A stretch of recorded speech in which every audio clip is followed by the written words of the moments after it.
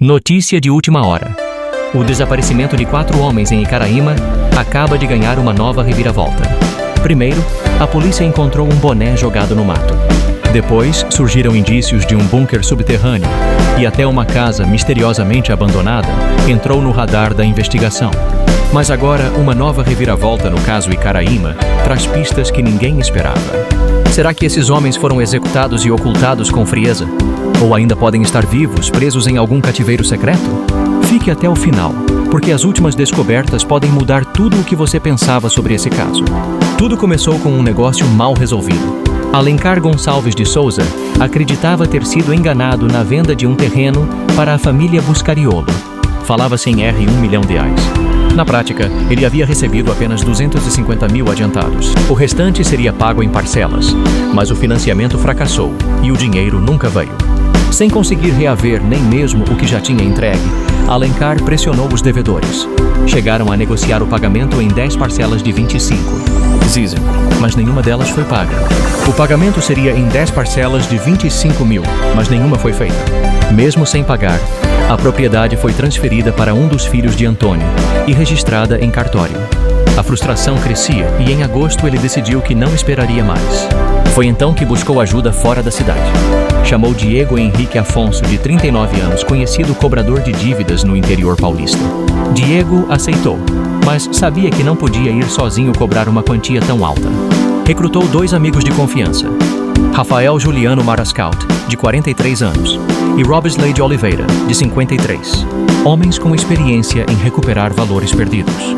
Eles tinham fama de duros, mas não violentos. Não usavam armas. Nunca precisaram derramar sangue. A força deles estava na pressão psicológica e na persistência. Para Alencar, eram os parceiros ideais para enfrentar uma família poderosa e cobrar o que julgava justo. Mas o que parecia apenas mais um trabalho arriscado escondia algo maior. Dessa vez, o adversário não era um devedor comum. Era uma família cercada por histórias de contrabando, armas e medo. Na manhã do dia 4 de agosto, os 3 cobradores deixaram o interior paulista rumo ao Paraná. Foram mais de 600 quilômetros de estrada até chegarem à pequena cidade de Icaraíma, no noroeste do estado. Com eles seguia Alencar, o contratante. A missão era clara: cobrar a dívida milionária da família Buscariolo. Ainda no primeiro dia, houve contato com os supostos devedores. A reunião aconteceu numa propriedade rural ligada aos Buscariolo, no distrito de Vila Rica do Ivaí. Na conversa, pai e filho ouviram a cobrança e prometeram pagar no dia seguinte. O encontro ficou marcado para a terça-feira, quando enfim o dinheiro seria entregue. Na manhã de 5 de agosto, câmeras de segurança de uma padaria local registraram os 4 juntos. Eram pouco mais de 10 horas. Eles tomavam café e conversavam de forma tranquila, como se nada de grave pudesse acontecer. A imagem mostra sorrisos contidos, olhares confiantes. Pareciam acreditar que dali a poucas horas tudo estaria resolvido. Mas aquelas seriam as últimas imagens conhecidas com vida de Diego, Rafael, Robisley e Alencar. Pouco depois das 11h30, eles deixaram a padaria em direção à fazenda dos Buscariolo. Nenhum deles jamais retornaria. Ao bater do meio-dia, os celulares pararam de responder. Chamadas não atendidas. Mensagens sem visualização. O silêncio substituiu a rotina de contatos frequentes que tinham com suas famílias. Naquele instante, sem que percebessem, o mistério de Icaraíma começava. As horas avançaram e o relógio ultrapassou o meio-dia de 5 de agosto. Do outro lado da linha, esposas e filhos começaram a se inquietar. Era raro passarem tanto tempo sem contato.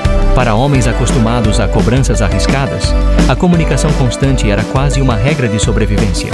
A primeira a agir foi a esposa de Robisley de Oliveira. O pressentimento ruim a consumiu e ela procurou a polícia ainda naquela mesma tarde. Na delegacia de São José do Rio Preto, registrou um boletim de ocorrência por desaparecimento. Logo, o nome de 3 cobradores e de Alencar passou a constar como desaparecidos em Icaraíma. No Paraná, a família de Alencar também formalizou o sumiço. A notícia correu rápido entre os investigadores. De São Paulo ao interior paranaense, policiais começaram a cruzar informações. Não havia pedido de resgate. Não havia acidentes registrados. Apenas 4 homens adultos que de repente sumiram com o carro e com a própria história. As famílias ligavam sem parar. Chamadas iam direto para a caixa postal. Sua chamada está sendo encaminhada para a caixa postal e estará sujeita à cobrança após o sinal. Mensagens no WhatsApp nunca recebiam o tique azul. O vazio das respostas aumentava a sensação de tragédia iminente. O pagamento seria em 10 parcelas de 25 mil, mas nenhuma foi feita. Mesmo sem pagar, a propriedade foi transferida para um dos filhos de Antônio e registrada em cartório. A frustração crescia e em agosto ele decidiu que não esperaria mais. Foi então que buscou ajuda fora da cidade. Chamou Diego Henrique Afonso, de 39 anos, conhecido cobrador de dívidas no interior paulista. Diego aceitou, mas sabia que não podia ir sozinho cobrar uma quantia tão alta. Recrutou 2 amigos de confiança, Rafael Juliano Marascalti, de 43 anos, e Robesley de Oliveira, de 53. Homens com experiência em recuperar valores perdidos. Eles tinham fama de duros, mas não violentos. Não usavam armas, nunca precisaram derramar sangue. A força deles estava na pressão psicológica e na persistência. Para Alencar, eram os parceiros ideais para enfrentar uma família poderosa e cobrar o que julgava justo. Mas o que parecia apenas mais um trabalho arriscado, escondia algo maior. Dessa vez, o adversário não era um devedor comum. Era uma família cercada por histórias de contrabando, armas e medo. Na manhã do dia 4 de agosto, os 3 cobradores deixaram o interior paulista rumo ao Paraná. Foram mais de 600 quilômetros de estrada até chegarem à pequena cidade de Icaraíma, no noroeste do estado. Com eles, seguia Alencar, o contratante. A missão era clara: cobrar a dívida milionária da família Buscariolo. Ainda no primeiro dia, houve contato com os supostos devedores. A reunião aconteceu numa propriedade rural ligada aos Buscariolo, no distrito de Vila Rica do Ivaí. Na conversa, pai e filho ouviram a cobrança e prometeram pagar no dia seguinte. O encontro ficou marcado para a terça-feira, quando, enfim, o dinheiro seria entregue. Na manhã de 5 de agosto, câmeras de segurança de uma padaria local registraram os 4 juntos. Eram pouco mais de 10 horas. Eles tomavam café e conversavam de forma tranquila, como se nada de grave pudesse acontecer. A imagem mostra sorrisos contidos, olhares confiantes. Pareciam acreditar que dali a poucas horas tudo estaria resolvido, mas aquelas seriam as últimas imagens conhecidas com vida de Diego, Rafael, Robesley e Alencar. Pouco depois das 11h30, eles deixaram a padaria em direção à fazenda dos Buscariolo. Nenhum deles jamais retornaria. Ao bater do meio-dia, os celulares pararam de responder. Chamadas não atendidas, mensagens sem visualização. O silêncio substituiu a rotina de contatos frequentes que tinham com suas famílias. Naquele instante, sem que percebessem, o mistério de Icaraíma começava. As horas avançaram e o relógio ultrapassou o meio-dia de 5 de agosto. Do outro lado da linha, esposas e filhos começaram a se inquietar. Era raro passarem tanto tempo sem contato. Para homens acostumados a cobranças arriscadas, a comunicação constante era quase uma regra de sobrevivência. A primeira a agir foi a esposa de Robesley de Oliveira. O pressentimento ruim a consumiu e ela procurou a polícia ainda naquela mesma tarde. Na delegacia de São José do Rio Preto, registrou um boletim de ocorrência por desaparecimento. Logo, o nome de 3 cobradores e de Alencar passou a constar como desaparecidos em Icaraíma. No Paraná, a família de Alencar também formalizou o sumiço. A notícia correu rápido entre os investigadores.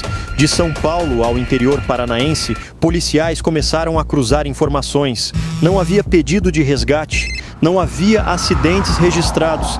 Apenas 4 homens adultos que, de repente, sumiram com o carro e com a própria história. As famílias ligavam sem parar. Chamadas iam direto para a caixa postal. Sua chamada está sendo encaminhada para a caixa postal e estará sujeita a cobrança após o sinal. Mensagens no WhatsApp nunca recebiam o tique azul. O vazio das respostas aumentava a sensação de tragédia iminente. Naquela noite, mães, esposas e filhos não pregaram os olhos. Tentavam acreditar em explicações banais, falta de sinal, pneu furado, algum imprevisto de estrada. Mas no íntimo, todos já temiam o que não queriam admitir. A cobrança em Icaraíma podia ter se transformado em uma emboscada. No dia seguinte ao desaparecimento, a investigação ganhou um foco: a família Buscariolo. Era na propriedade deles que os 4 haviam estado pela última vez.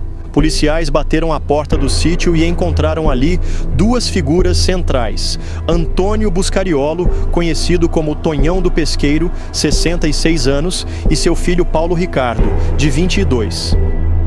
Ambos foram levados à delegacia para prestar depoimento. Nas palavras, mostraram calma. Disseram que conheciam Alencar, confirmaram que havia uma negociação de terra, mas negaram qualquer dívida direta. Alegaram que o problema era de outro parente, não deles. E garantiram que os 4 homens haviam deixado a propriedade sem conflitos. A versão parecia ensaiada. Um detalhe chamava a atenção. Os Buscariolo não demonstraram surpresa nem preocupação diante do sumiço de 4 pessoas em suas terras. Reforçaram apenas que nada tinham a ver com o caso. Os 2 que nós ouvimos, eles negaram contato. Falaram que eles foram na propriedade deles, no entanto, no momento que eles foram, eles não estavam lá. Sem provas concretas, a polícia não pôde mantê-los presos. Foram liberados após os depoimentos. Mas a sensação era de que algo não fechava. Testemunhas começaram a comentar em voz baixa que na manhã do desaparecimento tiros foram ouvidos nas redondezas da fazenda. Ninguém queria falar em público. O medo da família Buscariolo pesava mais do que a coragem de relatar. Assim, os investigadores ficaram com 2 versões conflitantes. De um lado, o silêncio das famílias das vítimas, que só tinham a angústia. Do outro, a negação fria de pai e filho, que insistiam em se apresentar como inocentes. Mas uma pergunta ficou martelando entre os policiais. Se os 4 homens realmente saíram vivos da propriedade, para onde foram? Com os depoimentos inconclusivos dos Buscariolo, a polícia intensificou as operações em campo. O cenário em Icaraíma mudou de uma cidade pacata para um palco de buscas dignas de um filme policial. Viaturas se espalhavam pelas estradas de terra. Equipes da Polícia Civil, da Militar e dos bombeiros trabalhavam lado a lado. Cães farejadores foram levados para rastrear o cheiro das vítimas a partir de objetos pessoais. O helicóptero do batalhão aéreo sobrevoava áreas de mata fechada. E drones com câmeras térmicas percorriam cada canto à procura de sinais de calor humano escondidos sob a vegetação. O foco também se voltou para o rio Ivaí, de águas largas e traiçoeiras. Foram mais de 130 quilômetros varridos com sonar, equipamento capaz de detectar objetos submersos. Mergulhadores exploraram pontos de maior profundidade, locais onde veículos poderiam ter sido jogados. A correnteza forte, no entanto, dificultava cada mergulho, transformando a busca num trabalho exaustivo. No sítio dos Buscariolo, cada palmo de terra foi examinado. Marcas de pneus, solo revirado, qualquer sinal de movimentação estranha era analisado. Em certo ponto, um dos cães indicou interesse numa área de terra recém-mexida. Escavações foram feitas, mas nada foi encontrado, nem corpos, nem o carro das vítimas. O sumiço parecia calculado, como se alguém tivesse se antecipado e eliminado cada rastro. Durante as varreduras, um detalhe chamou a atenção dos policiais. Estruturas escondidas sob a terra, disfarçadas pela mata densa. Eram verdadeiros bunkers subterrâneos, próximos ao rio Ivaí. Denúncias anônimas indicavam que esses locais funcionavam como pontos estratégicos para o contrabando de cigarros e drogas que cruzavam a fronteira pelo rio. A informação chegou às famílias das vítimas através de mensagens misteriosas. Nelas, denunciava-se que havia um bunker numa propriedade vizinha ao pesqueiro da família Buscariolo.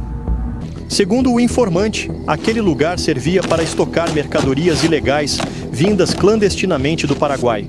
E mais, as terras em questão já tinham pertencido a um contrabandista morto anos antes. Com essa pista, a polícia decidiu agir. Equipes entraram nos compartimentos com lanternas e armas em punho.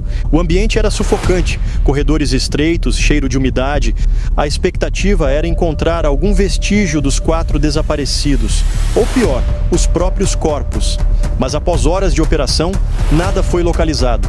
Nem roupas, nem documentos, nem marcas de sangue. O vazio das galerias foi tão perturbador quanto a possibilidade de acharem algo. Para os investigadores, a ausência de provas falava alto. Mesmo assim, alguns amigos ainda alimentavam a ideia de um cativeiro secreto, um fio de esperança que parecia cada vez mais improvável. No entanto, para a polícia, um ponto era claro: o desaparecimento dos 4 cobradores não foi acaso. Tudo indicava execução planejada, seguida de uma operação cuidadosa para eliminar rastros. Quando a polícia finalmente conseguiu na justiça a prisão temporária de Antônio Buscariolo e de seu filho Paulo Ricardo, parecia que o caso tomaria um rumo decisivo. Mas ao chegarem para cumprir o mandado, os agentes encontraram apenas casas vazias. No entanto, para a polícia, um ponto era claro: o desaparecimento dos 4 cobradores não foi acaso. Tudo indicava execução planejada, seguida de uma operação cuidadosa para eliminar rastros. Quando a polícia finalmente conseguiu na justiça a prisão temporária de Antônio Buscariolo e de seu filho Paulo Ricardo, parecia que o caso tomaria um rumo decisivo. Mas ao chegarem para cumprir o mandado, os agentes encontraram apenas casas vazias. Pai e filho haviam desaparecido. Na prática, a família inteira fugiu de Icaraíma. Deixaram para trás bens, pertences e um silêncio que soava como confissão. Para os moradores, a fuga só reforçou o que muitos já acreditavam. Os Buscariolo tinham relação direta com o sumo dos 4 homens. O histórico de Antônio também veio à tona. Ele já havia sido autuado por porte ilegal de arma de fogo, revelando que não era um simples comerciante rural, como tentava se apresentar. A imagem de Tonhão do Pesqueiro agora se consolidava como a de um homem temido, ligado ao crime e à violência. As famílias das vítimas reagiram com indignação. Se eles são inocentes, por fugiram? Questionava uma das esposas diante das câmeras. Outras choravam, pedindo apenas a chance de enterrar seus maridos. O desespero delas contrastava com a frieza da fuga. Enquanto isso, a cidade se dividia entre o medo e a revolta. Alguns ainda se calavam, temendo represálias. Outros finalmente quebravam o silêncio, dizendo que os Buscariolo nunca foram homens comuns, mas peças de um jogo maior que envolvia poder e contrabando. Com a fuga dos Buscariolo, o mistério de Icaraíma ultrapassou as fronteiras do Paraná e se espalhou pelo país inteiro. Jornais, programas de TV e portais de notícia passaram a acompanhar cada detalhe da investigação. 4 homens, Alencar, Diego, Rafael e Robsley, desapareceram em plena luz do dia diante de uma cidade inteira, e os principais suspeitos simplesmente evaporaram sem que ninguém tivesse coragem de enfrentá-los. As famílias seguem presas a um luto sem corpo, sem velório, sem despedida. Vivem entre a dor da perda e a angústia da incerteza. Queremos só um enterro digno, repetem, enquanto aguardam notícias que nunca chegam. O caso escancarou uma ferida maior. A sensação de que em regiões dominadas por contrabando e medo, a lei nem sempre é suficiente. Quem tem poder intimida, cala testemunhas e transforma crimes em segredos de cidade. E foi exatamente isso que aconteceu em Icaraíma. Uma dívida que virou tragédia, um desaparecimento que nunca foi explicado e um silêncio coletivo que persiste até hoje. As perguntas continuam ecoando. Onde estão os 4 homens? Foram mortos e ocultados, ou ainda respiram em algum cativeiro escondido? E mais, até quando a família Buscariolo conseguirá viver na sombra sem responder à justiça? Enquanto não houver resposta, o caso Icaraíma permanecerá como uma das histórias mais sombrias do Brasil recente. Uma tragédia sem fim, em que o medo dita as regras e a verdade segue soterrada sob o peso do silêncio. O boné encontrado, a casa vazia, os sinais de fuga e os rumores de um bunker subterrâneo não são apenas detalhes soltos. Eles formam um quebra-cabeça sombrio que a investigação ainda não conseguiu montar por completo. Enquanto a polícia segue novas pistas, uma pergunta permanece sem resposta. O que aconteceu de fato com os 4 homens que desapareceram em Icaraíma? A cada dia que passa, a chance de encontrar a verdade diminui, e é por isso que sua voz importa. Comente o que você acha, compartilhe este vídeo e ajude a manter esse caso vivo. Não podemos deixar que ele seja esquecido, assim como tantos outros já foram.